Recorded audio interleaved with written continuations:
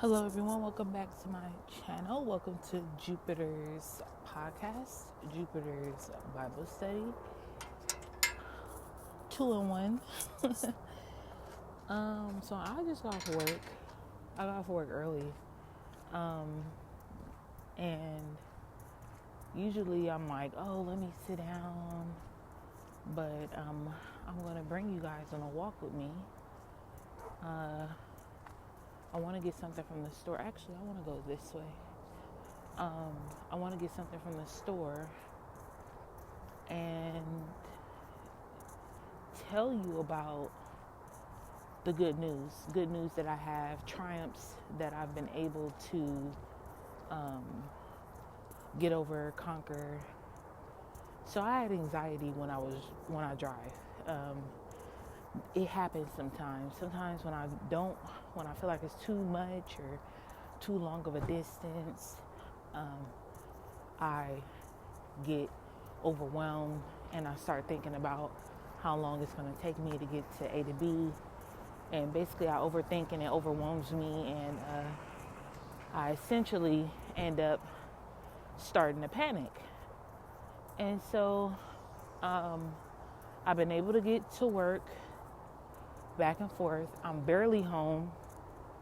I'm staying in between with family because I just don't feel like driving all the way back home. So I figured that maybe I could be home when I figured maybe I could be home if I have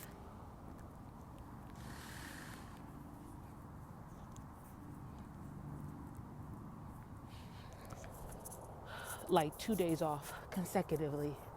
But unfortunately, the schedule has been so all over the place that I haven't had like 2 days that I'm off that I could just spend at home.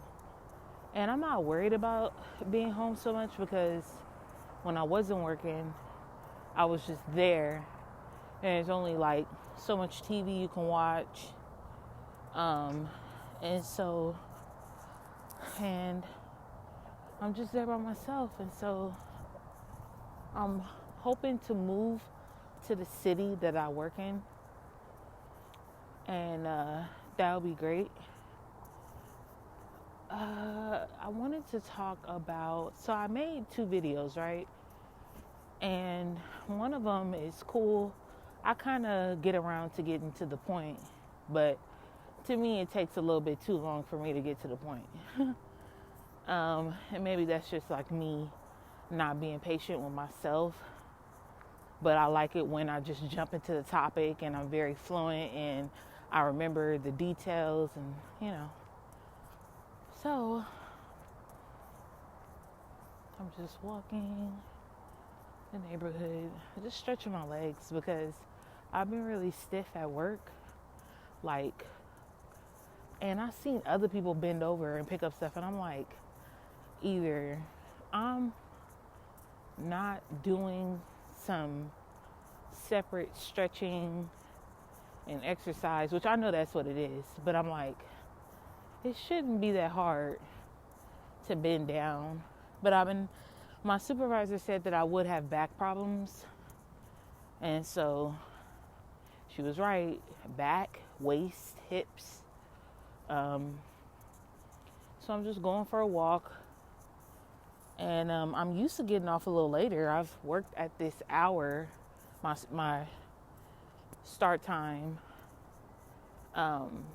It's been, the same for like 2 days straight last week. And I would get off, and my shoe keeps coming untied. I would get off like 2 hours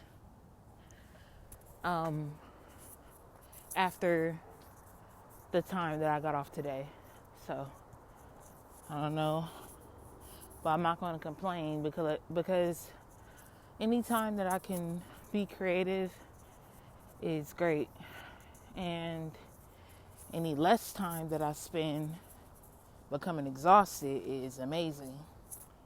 So I'm gonna go to the store and get some chips because I don't know. I've been feeling.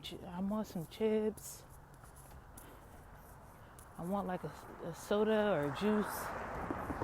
But I don't know if I'll use the audio that I did. I'm on my break when I'm talking, and I feel like I'm more relaxed when I'm just okay. I'm off of work. I don't have to rush to go back in and clock in. So I've been watching like a couple of videos, and one of them I talked about I wish I hadn't because first of all, it was 3 years ago. And second of all, it was mad inappropriate. Like, even if you are used to inappropriate things, you would be like, whoa. Well, maybe. Depends on your, how much you can handle. Just someone being very forward about their experience and how they use it to make money. They use that person to make money. And, you know, they don't really care about the repercussions of, you know, yet another video surfacing that would affect the family of the person that this person cheated with. So,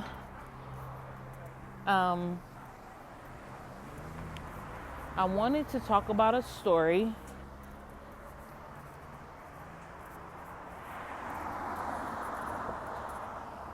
And like I said, I've been watching videos.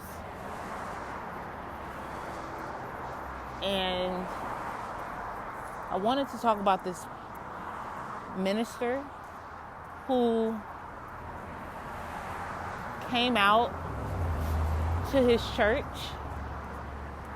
and said that he initially came out to his parents, and they actually said, tell the church that we are not okay with this. He actually told him to tell them that. And I did an audio, something short, but there was a point that I missed making. And it's, what's the difference between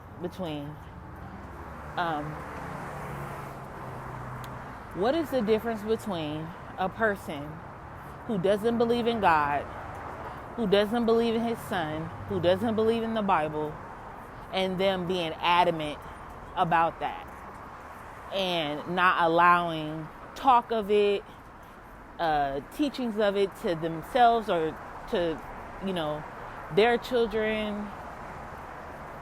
What is the difference between that and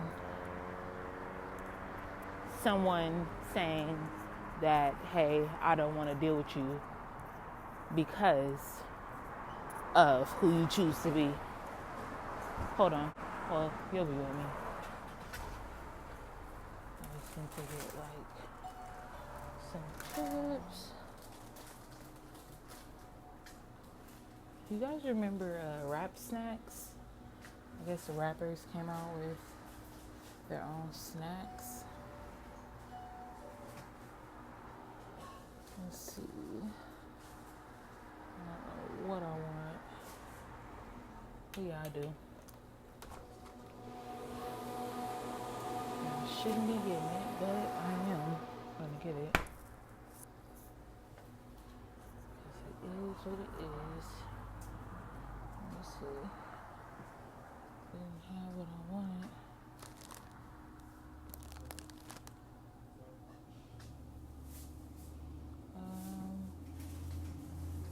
Okay, no.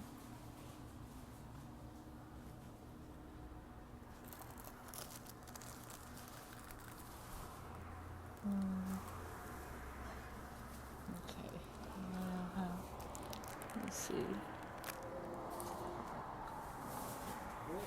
Oh yeah. These.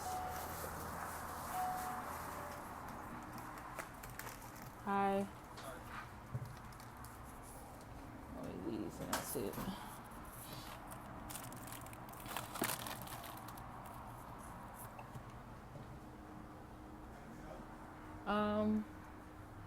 A Snicker, fucking, or one of these.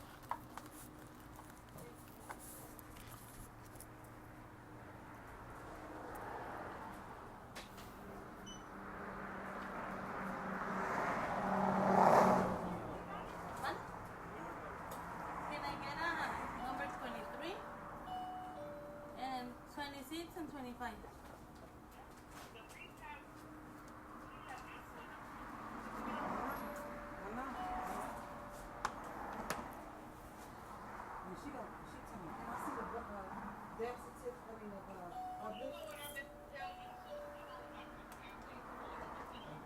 That's it. Sorry about that. Oh no, it's okay. I had went and got Okay. all that. Thank you. I got one for me, I got me and another one. Sean, come on. Can you give me a box of get your ass in, boy? Give me one get your ass.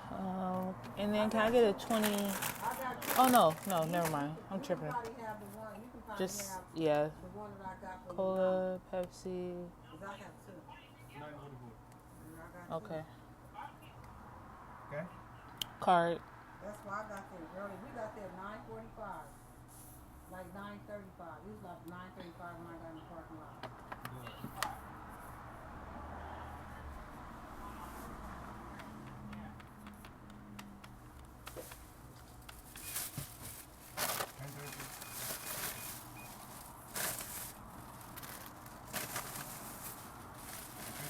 Thank you. Can I have a receipt?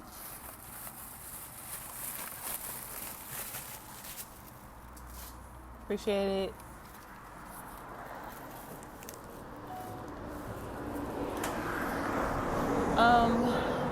So what is the difference? I don't see what the difference is. Both sides adamantly and vehement I'm trying to use a word. It's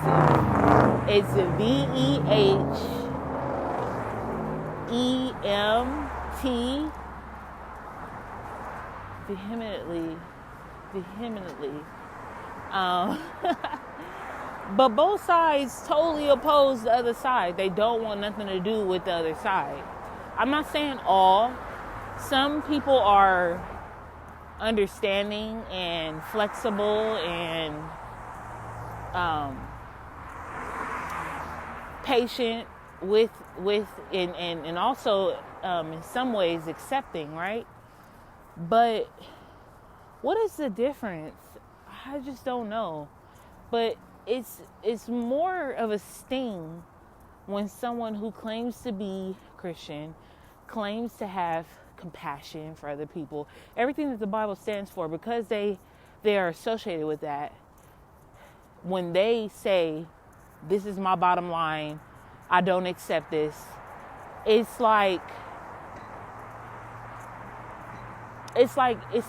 viewed as harsh, like super harsh and unkind and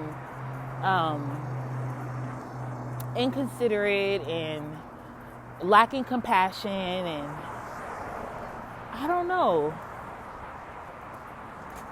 I really don't know. I think that my shoes is untied once again. Oh my gosh.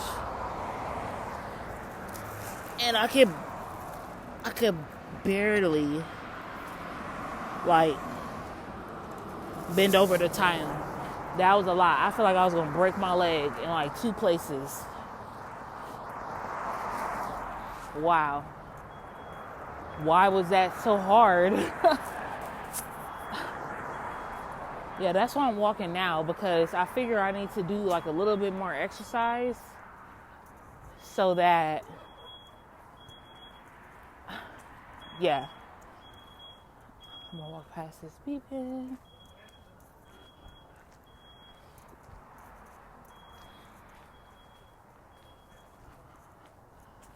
So this minister went over the ways in which he will be changing. He was very specific. He said that he won't be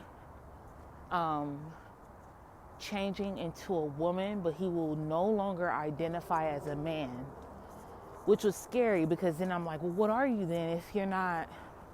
Because identity is important. We don't even know the ways in which we're constantly trying to identify ourselves, whether it's in what we watch, what political group we believe in and we identify with, and we're constantly identifying ourselves, whether you're someone that gossips or doesn't, if you're a listener or you're a talker. We're constantly being put in groups. Mentally, we're putting ourselves in, groups, which, because if you think about it, if a person just stays at home, how can they identify themselves? But with, the only way that they really can is judging by what they watch. But that's not a good marker for identification, because you may just be used to the drama, or you haven't been introduced to something better to watch. So you're just kind of conditioned and used to watching a specific person or a specific type of content. So, and I said this in my last recording, you're not going to hear it, but I said that it seemed like the minister he himself wasn't done with discovering himself. He seems like he was in the early stages of it. Like he just, had like some sort of realization, and he just had it. It wasn't something that, well, how would I know, right? But according to him, he said he no longer wanted to pretend. So I guess he had been, this is where I'm confused. If he's not identifying as a woman, he hasn't yet said what he identifies as. So I guess he's still figuring that out, which we all have all the time in the world to figure out who we are, what we like. So I'm not trying to rush him with my summarization of it. It's just,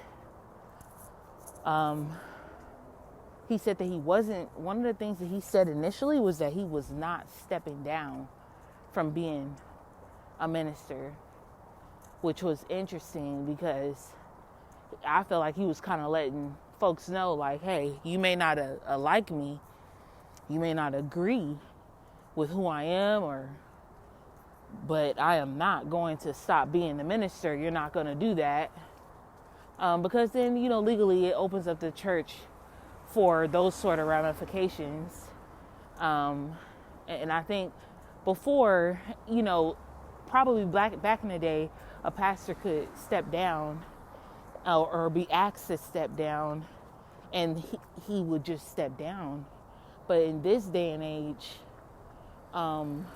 people are suing for, any sort of discrimination. And so, yeah, that's what's going on right now. But I don't think it's anything wrong, like I said, with, if you feel as though you are something, and I say something, but I'm not saying it in a derogatory way or in a way that's like lacking compassion.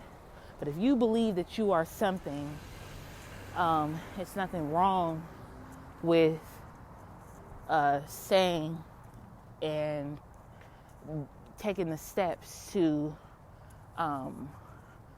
identify as, are you gonna move? There's this cat. Okay, you're gonna move.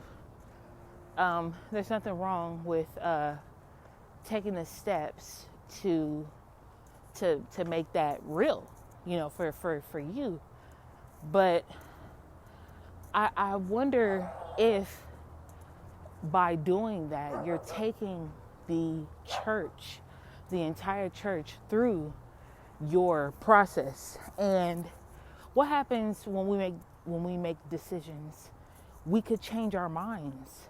We could literally change our minds and say, "Oh no, wait, hold on. I don't, what I said before, yeah, not anymore. Now is this." And I wonder if the other person is patient enough with people to catch up. Like, people have to catch up with what you are now identifying as. And so should it be patience on both ends for the person to get the pronouns right, to get the identification, how a person wants to be identified, to get that right. And then on the other end, should the person the other person on the other side be patient that people are going to mess up. They may actually go by your original gender while talking to you or referring to you. And so should that cause for, oh, well, I want to sue, or I'm claiming discrimination because this person keeps calling me he or keeps calling me she. It's so complex. And I remember being in a training where, hold on one second. I remember being in a training where we were taught the pronouns, how to actually identify a person in the email. So when you email them, when they email you, they give you a pronoun underneath their name. And then when you email them back, you're supposed to go by their pronoun. And I remember going through training, and it was so new to me. I was like, wow. And so there's been, but did the job expect me to know how to do this because I've never done it before right away? I'm sure they didn't. I'm sure that they understood that it would be a process and it would take time for me to get acclimated with the new changes when it comes to emailing individuals. And so, yeah, that was a part where, because oftentimes when people have, come out stories like I came out, they always emphasize on the family member, whether it's the parents or somebody in the family that has their bottom line, that has their boundary, that they're basically like, I don't accept this. Now there's extreme on both ends, right? Causing harm to someone, making them cause harm to themselves by shunning them so badly that they feel so unwelcome that they don't want to live anymore. Like, there are extremes. So don't get me wrong. I am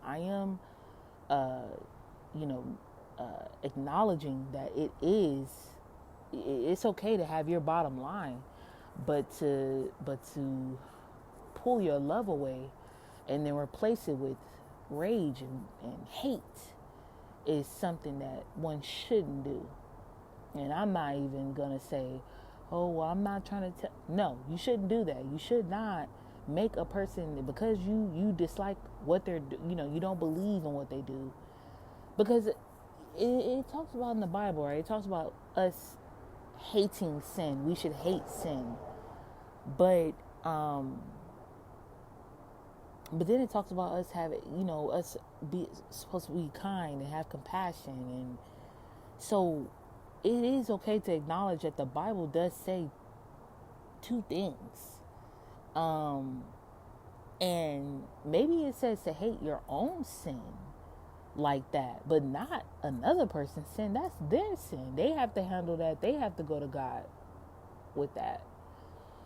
So I think people get it confused. And it's trust me, it's easy to get it confused. It's easy to misinterpret. That's why we need help with the Bible.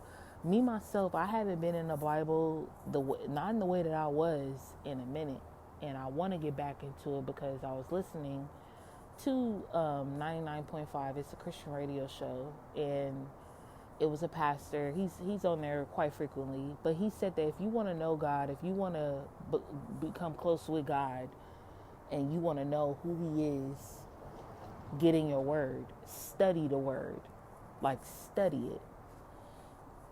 And I remember I was, I was practically studying it at one time. That's because things were going on, things were happening. Now it's not that things aren't happening. It's just I feel busy, but I'm never too busy to come on here and talk. I'm never too busy I still talk to God. I still pray to Him, but I don't like it when I'm short with Him. I don't like it when I feel like I want to go sit down because I talk to Him outside. I look up in the sky and I talk to Him. And I don't like it when I feel like, oh, I don't feel like it. I don't like that. I still make myself, okay, I'm going to talk because I want to build a relationship with God. I do. I want to get to know who He is. I want to know what to do and what not to do.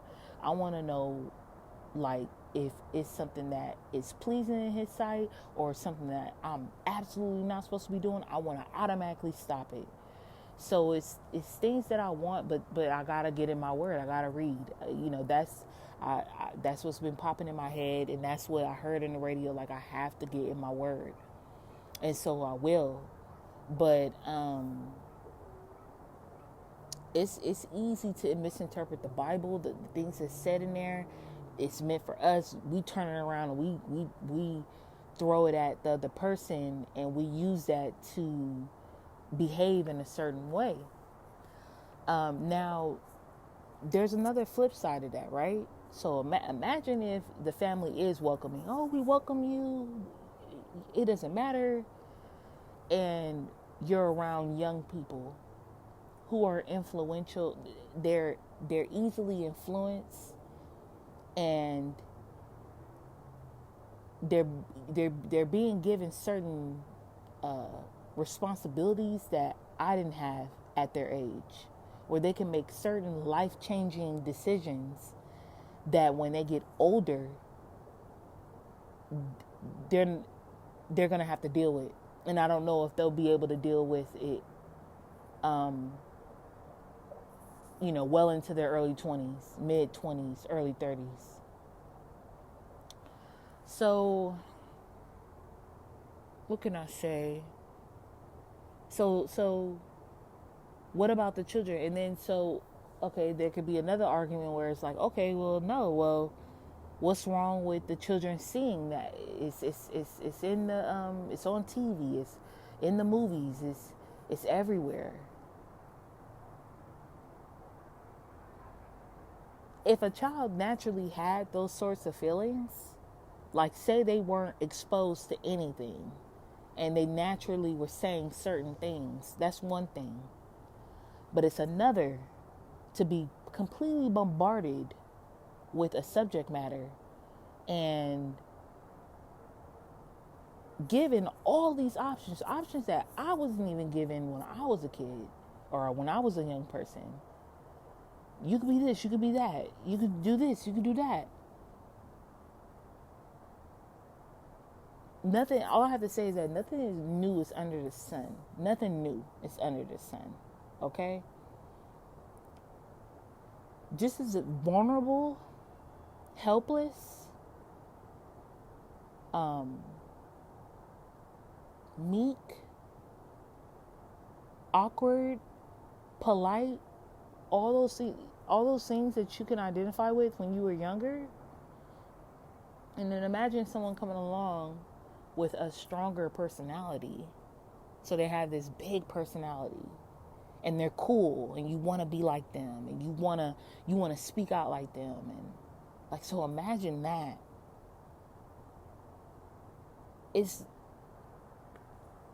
We just have to be careful. We have to be honest about our influences, and we have to, all of us, whatever you identify as, whatever you identify as, we all have to be responsible and we all have to be careful. Because then there's another side where, what do they call them? Bible thumpers that practically throw the Bible at the foreheads of people like a baseball. And their motto and their tactic is to hammer it in and say their summarization of it, their interpretation of it, what they got from it, what came to them, and what they're speaking. And they have to be careful too, because you can read the Bible, let's say 1,000 times, and get 1,000 different meanings out of it. Literally. You can read the Bible and get 1,000 different meanings out of it. You can. So it is important that that we take our time with that word and we ask God for understanding of the word. And when I was reading, I used to pray for that a lot. Lord, bless me with understanding of the word, because we think that we know what we're talking about, and we may not even be understanding a certain word in the Bible that changes the entire paragraph, that changes the entire scripture. So that was one story I wanted to talk about. It's already on the 30-minute mark, but I'm going to keep going. I think it's something else that I wanted to talk about. Let's see, that story 3 years ago I didn't want to do.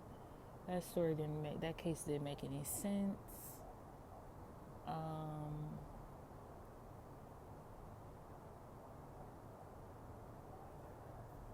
think that's it. Of course, there was a story about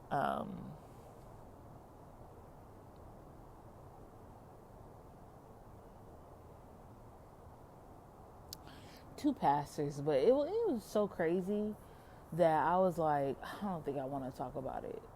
But evidently there was a woman who dated this pastor who had a wife and children.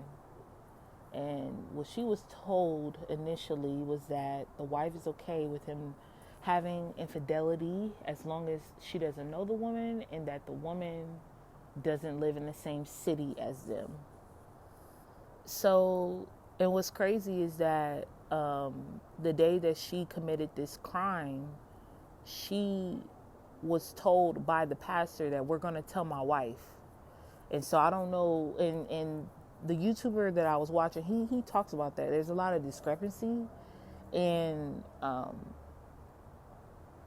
what the woman who offed not only the pastor but his wife, one night when she was supposed to, I guess, be present when he told his wife about them.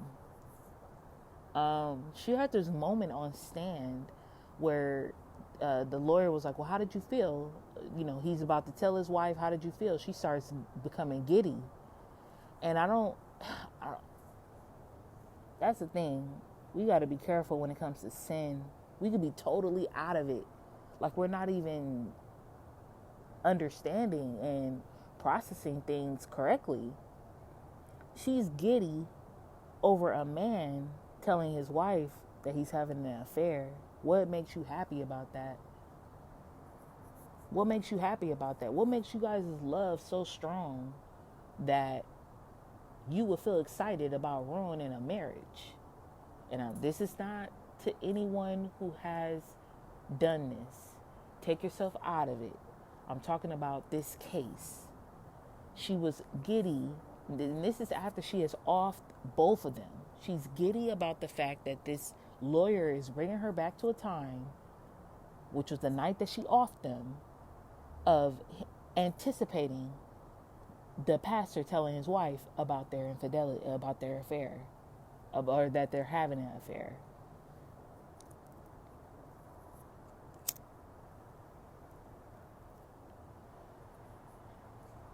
It was a trip.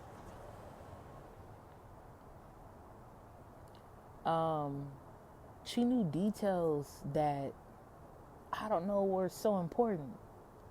Like the fact that, well, it was that night. It was about the night that she did the crime. So, and she does admit to it.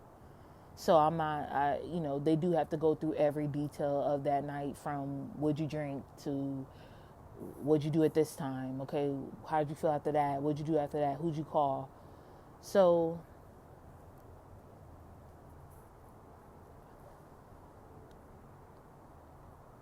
what's sad is this woman, and I don't discriminate against anyone that's older. I don't discriminate against anyone that's younger or my age. But this woman, for her to have been following, because there were rules set according to her. We don't have the testimony of the pastor because he's no longer here. But the rules that she was following, and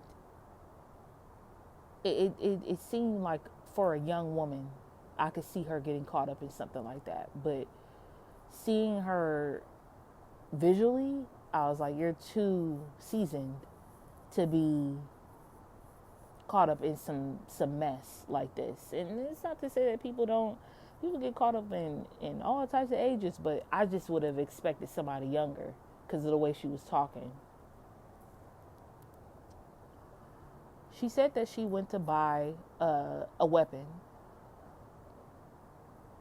And I don't even think this was the same night. One night she pulled it out because he was too rough during an encounter. So she pulled it out and he got her to set the weapon down. But that's what doesn't make any sense. Like, he saw the weapon once, and he did break it off with her, but I guess like they kept going back to one another, or I'm not sure.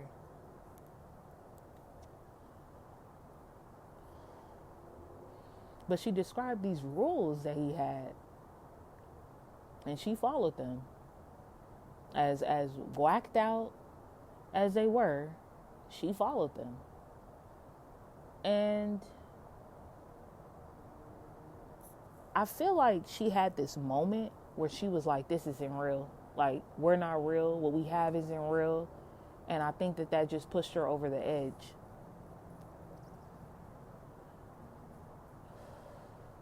I didn't have a similar situation to this, but I was talking to a guy that I thought I was with. And we video called. And we saw each other from head to toe on video call. So it's nothing much realer than that. But, of course, it is something realer than that. Actually being in front of each other is real, and having to deal with each other's ways. But he had rules too. And I found out that the reason he had these rules was to keep everyone separate, so that he was in control of situations. But I don't know how he did it. I don't know how he juggled the women that he juggled. I don't know how, because he was on the phone with me at a certain time, and then he was supposed to have been at work prior to that. So I really don't know how emotionally how he did it. What it took a toll on his body, juggling different personalities, different wants, arguments, just things that arise in relationships. And I wouldn't even call what we had a relationship. At the time, I thought we were in a relationship, but now I know that we weren't. But I followed the rules too. And it's still, I just had this one day, I was like, oh my God, I am not in a relationship. It like dawned on me. I was like, I am not in a relationship. Like, and I say all that to say that some women or some people, because I'm not just going to put this for women, just anybody in a relationship, they take situations like that really hard. It like messes with the psyche, and it messes with the heart, and messes with a person's ability to trust. And but she still seemed, she was on stand. She still seemed very fragile. I didn't catch the name. I even went in the description to get the name, and I didn't catch it. Maybe you heard about it. A woman that offs a pastor and his wife. She says that she doesn't remember. She blacked out. She didn't mean to harm the wife or him. She wanted to off herself, actually. She left a note in her phone. And this could be premeditated. I guess that's what they're trying to determine. She could have set that up as a fall, like, okay, if this happens, then at least, but if this happened, then at least, but I'm not sure if that's the case. I'm not sure if,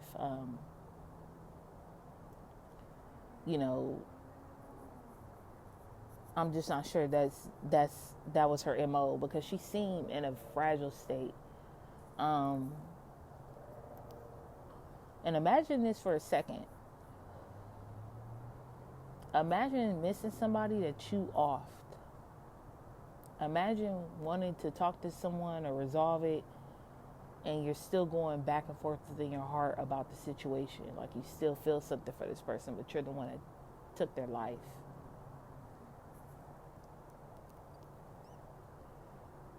And so those are the two stories I wanted to talk about. I may break this up. I may put this all on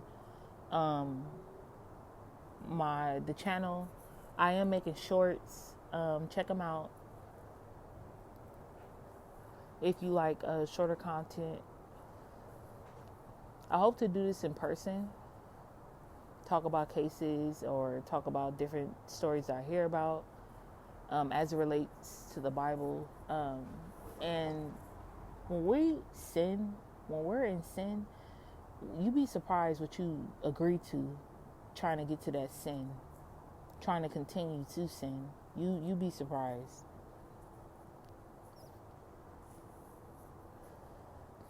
And, her movements, getting the gun, she said, I just got whatever was cheapest, and I asked him what bullets were for the weapon, and I just bought it. I took out money from the ATM for my son, and I put it in his room. So somewhere she was trying to off herself, but then she ends up offing the pastor and his wife. So let me know what you think in the comments. I would love to know your thoughts. And if you have any prayer requests, I will definitely pray for you. I'll pray for the world. And I'll see you in the next one.